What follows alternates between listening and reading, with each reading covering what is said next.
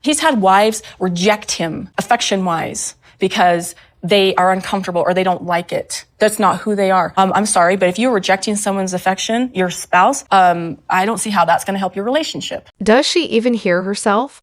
First, she throws out a random comment about stretch marks because nothing says empathy like casually pointing out women's insecurities.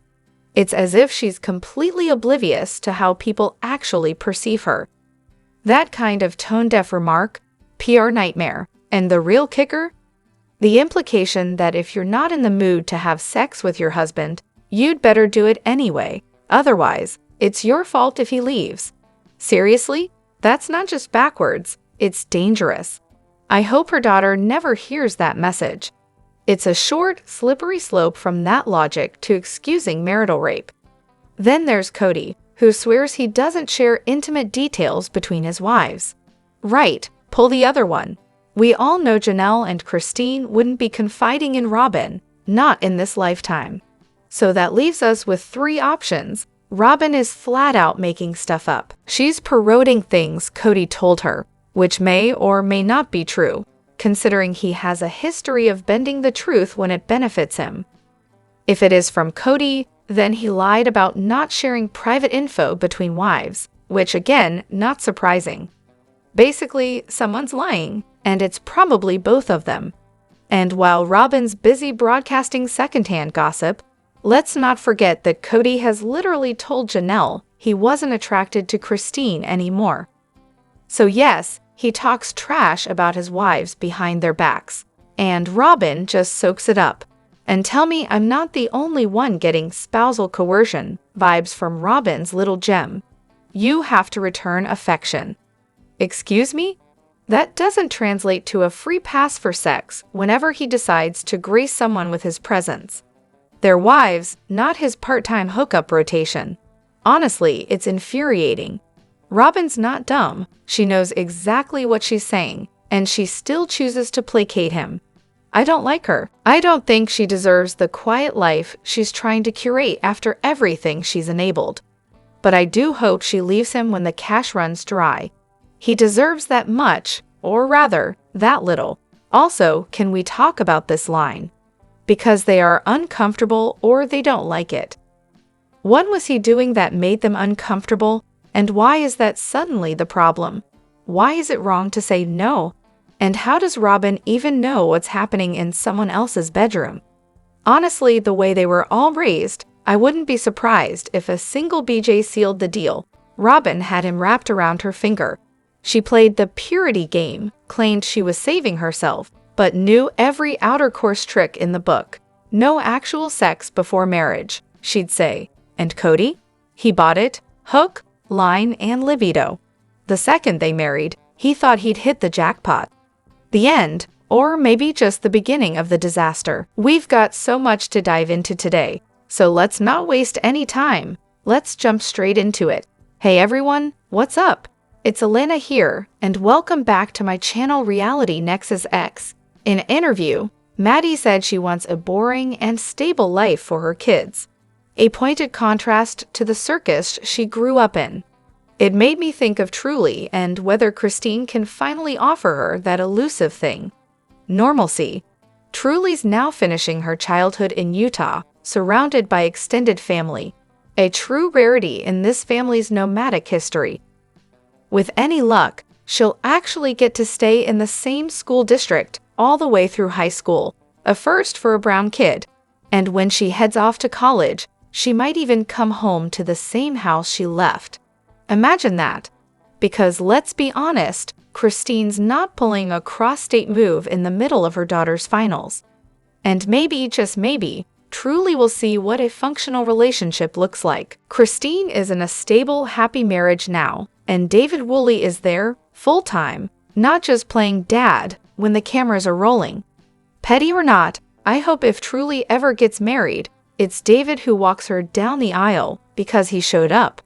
As one of the most overlooked OG Brown kids, Truly deserves a peaceful, consistent childhood. The bare minimum, really. Savannah, on the other hand, my heart aches for her. If she ends up being the last of Kody's daughters to grow up in the wreckage of his sometimes their parenting, it'll be a tragedy. He talked a big game about being a great dad, on national TV, no less. While behind the scenes he was, well, mostly missing. And when he did show up, it was chaos. Savannah bore the brunt of his fury at Janelle's boys and got caught in emotional crossfire she never deserved. No child should have to move as much as she did after the Flagstaff fiasco. The RV stunt alone, that would have broken most teens. Off-grid life sounds romantic until you're stuck in it with no end in sight. So yes, I believe Truly's future might finally be boring, and that's a good thing. Her life will likely be active, interesting, but also predictable and grounded. And while Kody's already fading out of the picture, I won't be surprised if he's entirely absent by the time she turns 18, except, of course, when it's time to pretend on camera. But let's not rewrite history just yet.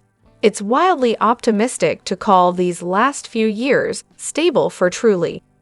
She was yanked to Utah in 2021 with barely any heads up, found out her parents had divorced after the fact, then met her mom's new boyfriend 6 months later, and moved in with him not long after that. Blake again, and he's her stepdad.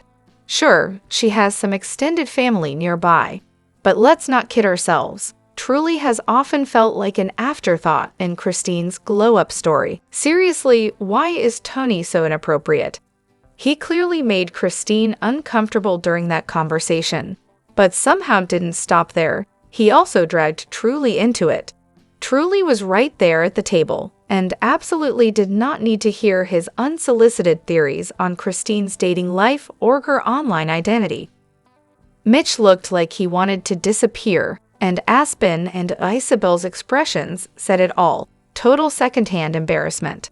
And Christine, bless her, was doing Olympic-level mental gymnastics trying to stay diplomatic and avoid drama. But honestly, I wish she had just shut it down. A simple, "this isn't the time or place," would have been more than justified. It's frustrating watching her constantly let Mykelti and Tony cross the line.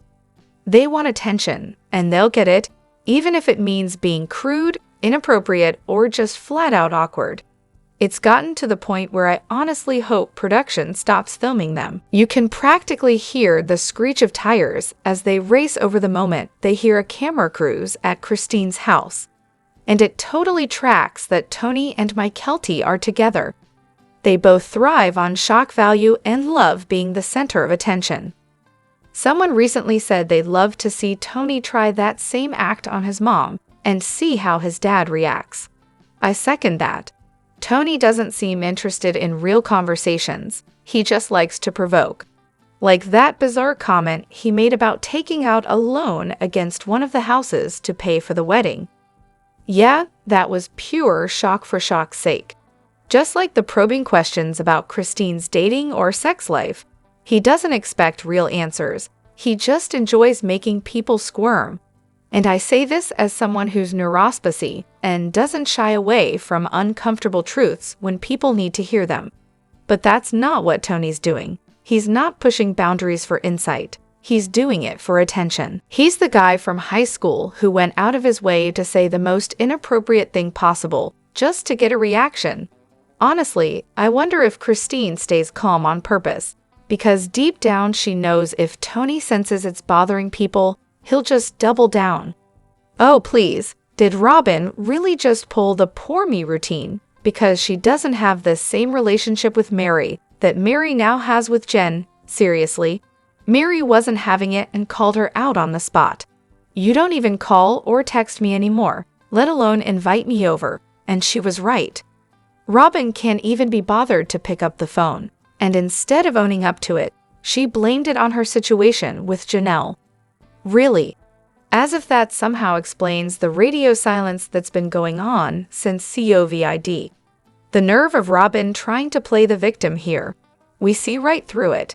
And even after Mary spelled it out for her, straight up said she felt ignored, Robyn continued to freeze her out, like at Easter. That's not forgetfulness. That's a pattern. Let's be honest. Robyn is exhausting.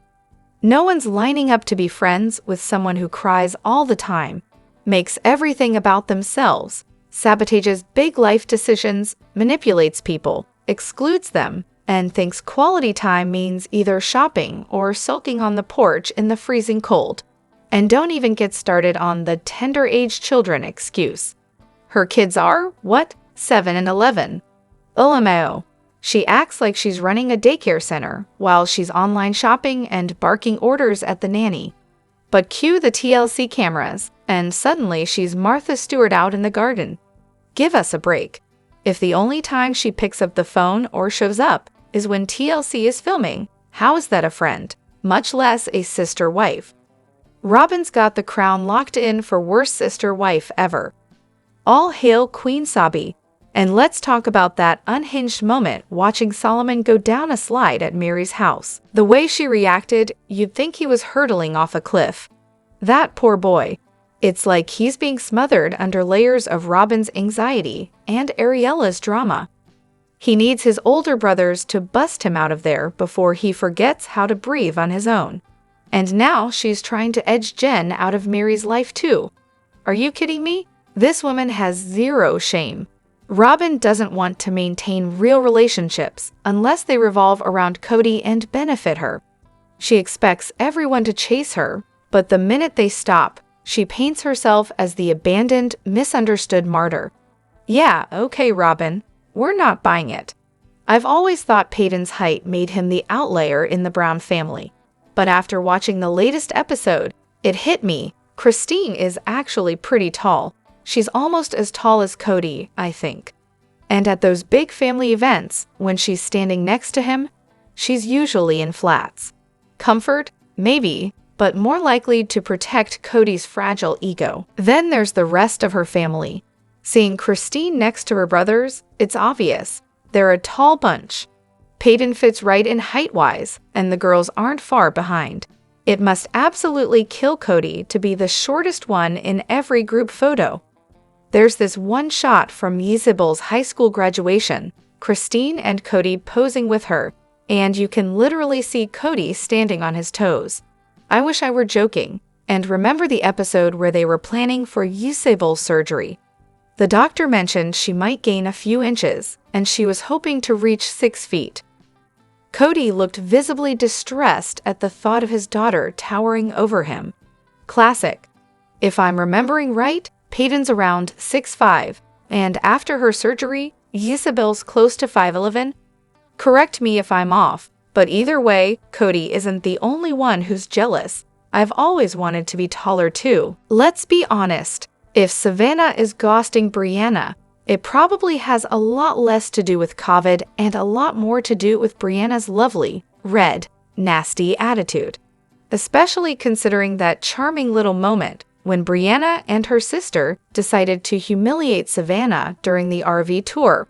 Remember the gem about her room looking like it was meant for a dog? Real bonding stuff, and let's not pretend this is just about one awkward comment. Savannah has had a front row seat to Brianna being showered with all the attention, praise, love, and, let's be real, cash from her dad. That's got to sting. Especially if Brianna likes to flaunt it, which wouldn't be surprising. No wonder Savannah doesn't bother going over, even when Yisabel and Truly are there. She just opts for a dinner with her dad every few weeks instead. Can you blame her? Aurora and Brianna, bless their hearts, are basically clones of their mom, forever the victims. They can dish it out just fine, but the second someone pushes back, cue the dramatics. And honestly, was there ever much of a relationship between Brianna and Savannah to begin with? I'm not buying Brianna's teary performance, but Savannah's indifference, that I believe. These two never seemed close. Besides that one time, they were awkwardly loitering outside while Maddie was in labor. I can't think of a single memorable interaction between them. This family didn't just start falling apart post-divorce. They've been fractured for years. The show just wants to sell it like it's some big new drama. In reality, Robyn's kids were never deeply connected with the rest after the Flagstaff move. Back in the early seasons, they were nudged to cozy up to whoever was getting the most screen time, singing for Yisabel's birthday and all that. Now, They're coached into creating their own narratives where they're always the wounded party. Honestly, I feel for Robyn's kids. Every move they make seems scripted by Robyn and Kody. Nothing about it feels authentic. The exact moment I started hating Kody Brown, crystal clear. I'm rewatching Sister Wives from the beginning. Yes, I have awful taste in TV, and no, I'm not seeking help for it. And in Season 1, Episode 5, Mary, sweet, Knave Mary, asks Kody to imagine how he'd feel if she gave attention to another man. His response? It's just not something I'm comfortable with imagining. The vulgarity of you with 2 husbands. It seems wrong to God and nature. Cue the record scratch and my teenage self yelling at the screen. Even then, the hypocrisy practically punched me in the face. He couldn't even pretend to empathize. 1 man, 4 wives, A-okay. But 1 woman, 2 husbands. Suddenly, it's a crime against God, nature, and Kody's fragile ego. Back when the show first aired, I actually thought their family dynamic might work. They were consenting adults, they seemed happy, the kids seemed well-adjusted, and Kody, seemed like a decent husband and father. What was I thinking? Turns out, Season 1 Kody was just on his best behavior. And if that was his best behavior, yikes. Honestly, the red flags were waving from Episode 1. The second he looked straight into the camera with that smug little grin and called himself a repeat offender when it came to adding wives, he was instantly insufferable. Like, sir, polygamy isn't a party trick, but let's be real, the actual reason I keep watching is for the snark. Reading and posting on Reddit about this train wreck of a man? Pure entertainment. Kody may think the show's a success, but it's basically a long-running public roast. If that TLC paycheck is worth being the punchline of America's group chat, more power to him, I guess. And don't even get me started on his stunned face when he learns Joseph Smith shared wives with other men. Like, yes, Kody, in the beginning, it was more egalitarian. But of course, men twisted it into a system that's wildly misogynistic and self-serving. Kody doesn't have a theological or historical leg to stand on, just a soapbox made of delusion. Just rewatched Season 15, the episode where Janelle's mom passes away, and there's Kody white-knuckling the steering wheel, sweating bullets before his rapid coronavirus test. He's literally praying to God because he promised Robyn he'd return coronavirus-free for Christmas. And if he tests positive, according to him, he might never be forgiven. Seriously, never forgiven for attending his mother-in-law's funeral, or was it his sister-mom's? Honestly, at this point, the family tree is more of a tumbleweed. But no, Robyn definitely doesn't have a vice grip on his manhood. Not at all. Then he acts all surprised when people laughed after he got coronavirus from one of Robyn's kids in his own house. Let's not forget, this is the same guy who refused to apologize to his friend Ken because it would make him look weak, like his wife was calling the shots. Just not that wife, apparently. But sure, Kody, it wasn't Robyn's coronavirus rules that wrecked your relationship with your sons. That was all you. Whatever helped you sleep at night, man. Let me know what you think in the comments. Don't forget to hit that like button and subscribe to my channel. I'll see you in the next video. Take care and much love to you all.